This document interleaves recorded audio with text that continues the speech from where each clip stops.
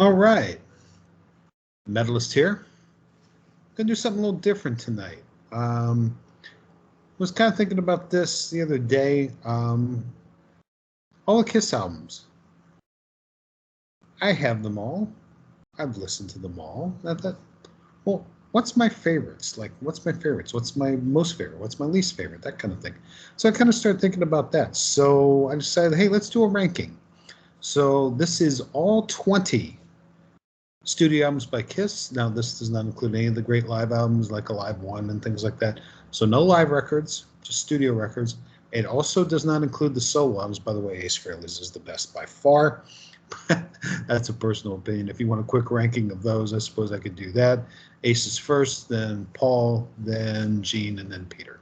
That's my personal opinion. So we got that out of the way. Okay. So anyway, let's talk about the Kiss albums. We'll start at number 20 and work our way up. Number 20, Hot in the Shade. Ugh. Dark time for the band. Very dark time for the band. At this point, I think the biggest issue was that Gene was kind of involved in all his other little projects and things like that, and he wasn't really concentrating on the band much. Paul Stanley, to his credit, was trying to keep things going, and I think Gene's even said in interviews how Paul basically never, walked away from the music the way Gene did at one point. So yeah, Hot in the Shade, just didn't care for that. The tour wasn't great.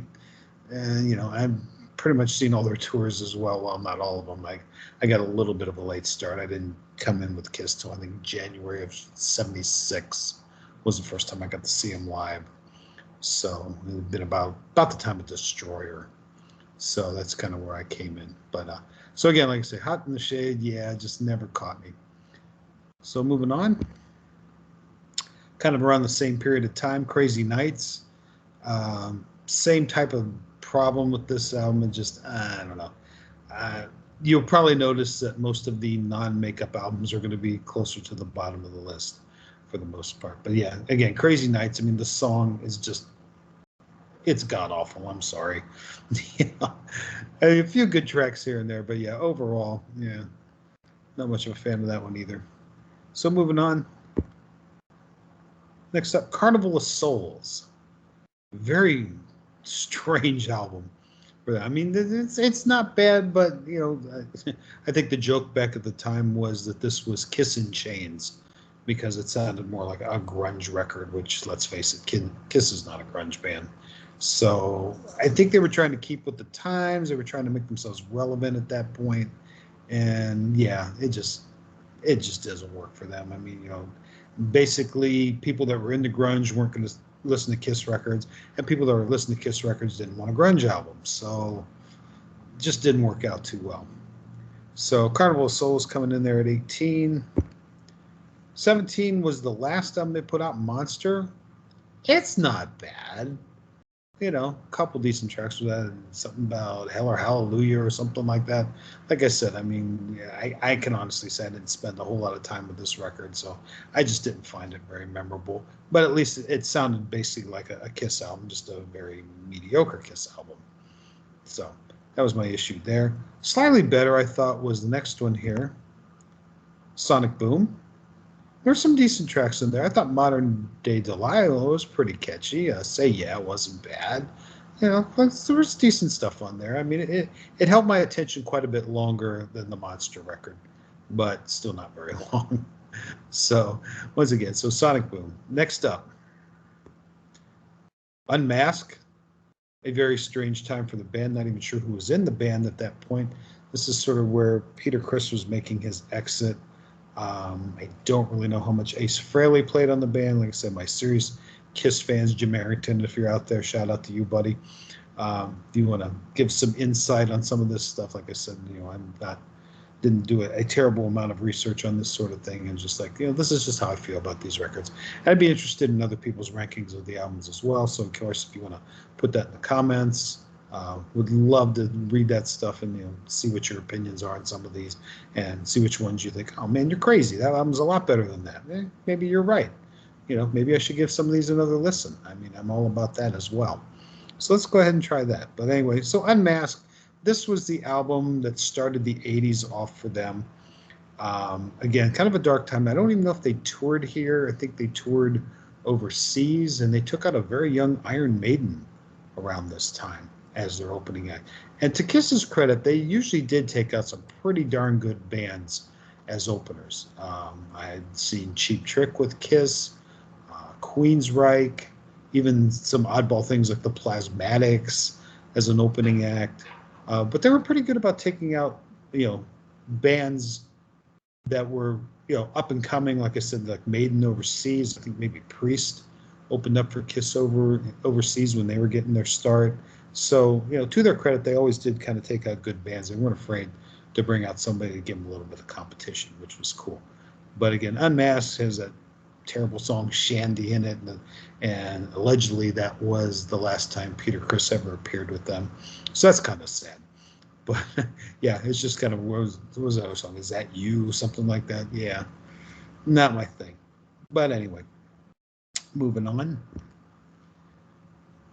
All right, I like about half of this record. The whole idea of the concept album just didn't really work for Kiss. But like I said, I mean, I is an amazing song. The Oath is cool. So this album to me was half kind of what Creatures of the Night would become, and half of I don't really know.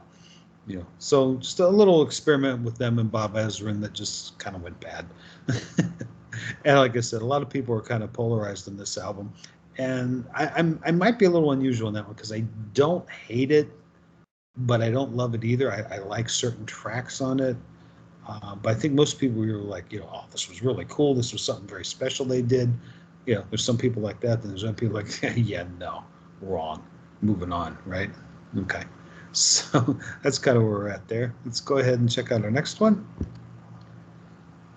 So again, like I said, the non-makeup years, a little too hair metal-y for me. I did like some hair metal, but I didn't really like Kiss doing hair metal. So, like I say, Asylum, yeah, not bad, again. But, didn't get a lot of airplay compared to some of the other records. So, not a whole lot to say about that one, really. And that was my biggest problem with the makeup years, or the non-makeup years, excuse me. But maybe that was part of my problem, was I just didn't give these albums enough time. So again, if there's some of these albums you think I should really go back and maybe give another shot to, let me know. Love to hear the comments. All right. So next up after Asylum, kind of along the same era, Animalize, and was this the one with Mark St. John? Correct me on that if I'm wrong, but yeah, he did like one record with them and then had some kind of bizarre problem with his hand, and that's when they brought in Bruce Kulick for, Kulick was there from about 84 to 96, something like that. He was there quite a while, and like I said, he did an admirable job, but again, I just find most of this stuff not that memorable. All right, so Lick It Up, our first chance to look at Kiss without the makeup, but of course by then Ace was gone and Peter was gone. And I mean, I thought Eric Carr was fantastic. I really did. I liked Eric a lot. He was a heavier, sort of John Bonham style kind of player in a lot of respects. So I did enjoy his drumming a lot. And Vinny was a little bit too much of a shredder, I think, for Kiss. But he did write some good songs with them during this period. So again, Lick It Up actually is, I think, the only tour of Kisses that I never saw, because I don't know. I guess that first time out without the makeup, I just couldn't bring myself to do it. So Lick It Up, like I say, somewhere here in the middle. Some decent tracks on this one too, but again, not a huge favorite. Next up, Psycho Circus. I thought it was pretty decent. Gotta be truthful on that one. And it was just kind of cool having the original guys back, and then they actually decided to do a studio album, which is very cool. I like the title track a lot. I like Ace Frehley's song "Into the Void." It was just there were some cool tracks on it. And like I said, was it perfect? No, but it was nice to have the original guys back together. Again, how much of who played what in the studio, that's up for debate. And again, like I said, anybody that's got some comments on what was going on during Circus. Again, I'd be glad to hear it again. This is just my reaction to these records and just how I feel about them. But it's more to get the conversation stirred with you guys about the Kiss records and which ones you like and which ones you didn't like and that kind of thing. All right, next up, Revenge. Really good record, very surprising. I can remember at the time, when this album came out, like 92, I think. Yeah. I remember sitting up watching the Headbangers Ball, and all of a sudden there was like this just god-awful guitar noise coming in, and just showed a close-up of somebody's hand just like really chomping on the guitar. I'm like, whoa, who's this? And all of a sudden down the corner it says Kiss, Unholy. I'm like, wait, what? And that first riff comes out. I'm like, oh, man, nice. One of my favorite Gene songs, probably. So, yeah, some very cool songs on this record. And really good tour that year. And part of the concert in Cleveland ended up on Alive 3. So some of the tracks that were recorded that night did end up on Alive 3. So that was kind of cool to be sort of part of that little bit of history.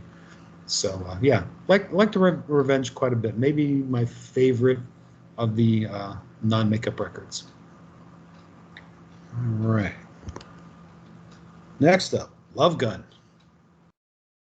Some good stuff, some not so good stuff. After Destroyer is kind of like, yeah, there's some good songs. I mean, obviously, Hooligans. I think Hooligans cool. I always kind of like the Peter Criss stuff, even though I didn't particularly care for his solo record.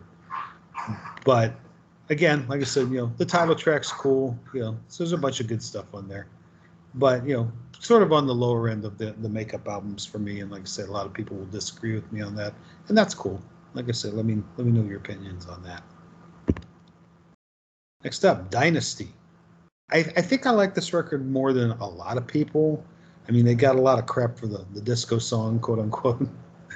But I love 2000 Man. Ace's cover of that is great. I like Dirty Living. I like Charisma. Just a lot of good stuff. Sure Know Something's actually kind of cool. But they kind of took some crap for what was going on at that point. I did get to see them twice that year. I think it was July of maybe 79. They did 2 shows, so I went to both shows. And yeah, I mean, it was a good tour and everything like that. So I really enjoyed this record quite a bit, actually. All right, so we're getting them into the lofty areas now. Speaking of Destroyer, there we go. Yeah, quite a quantum shift for them at the time. Again, this is where they brought in Bob Ezrin, who had worked with Alice Cooper and later worked with Pink Floyd. So, I mean, the guy has pedigree, that's for sure. But again, like I say, great record, Detroit Rock City. The version on here, they quit playing on the radio because of the squealing car crash at the end used to freak people out when they had it on the radio. So they eventually changed it to a different version of the song that got played on the radio. King of the Nighttime World, that's a fun song. Flaming Youth, a little weird. Shout It Out Loud, obviously, is a classic. Do You Love Me, a little repetitive, but kind of fun. So yeah, again, a good record. Liked it quite a bit. All right, next up, the debut. A lot of great songs on this album, but not great production. Quite frankly, if you've ever heard the demo that Eddie Kramer did for them, it sounds better than this. I don't know what happened here as far as that goes, but it's merely a production thing. As far as the quality of the songs on here, stellar. I mean, most of Alive 1 is this album. So there's a lot of good stuff, and that's what made the big difference was when they did the Alive record. And of course, there's a debate on how live Alive was, but that's okay. It was a great record. It doesn't matter if there were some touch-ups here and there. But again, like I said, I mean, Deuce and Strutter and Cold Gin and Firehouse. I mean, just all towering classics. But I mean, there's some cool songs on there that sort of came to light later, like Going Blind. That kind of became a cool revisit on that song on the Unplugged record in 95, 96, somewhere in there. Okay. So again, like I said, just a ton of classic songs on here, but the production was just kind of lacking. Production was much better on this album, Rock and Roll Over. Some great stuff there. I mean, I Want You, Ladies Room, just all kinds of great songs. Even Hard Luck Woman's pretty cool. Again, a little soft spot for Peter Criss, even though I kind of dogged his solo album. Sorry about that, Pete. But again, a really good record, and definitely near the top of the list here. Next up, Dress to Kill.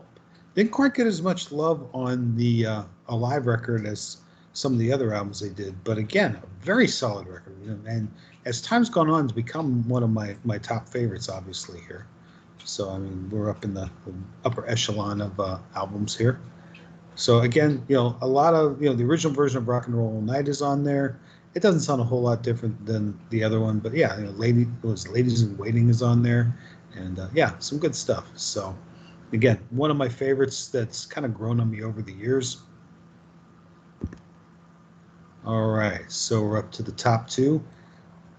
Creatures of the Night, sonically, probably my favorite record of theirs. I mean, just the drums sound like cannons. Absolutely love the production. How much Ace is on this thing? I'm not really sure.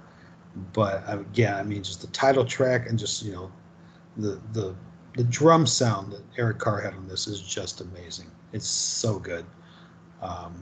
And Paul's vocals on I Still Love You is fantastic. War Machine's amazing. Rock and Roll Hell is great.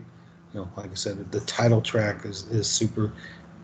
Keep Me Coming. I mean, geez, just tune after tune. I mean, very, very, very good record. One of my all-time favorites, obviously. And if you've been keeping score, you pretty much know which one's my favorite. And my number one here would be Hotter Than Hell.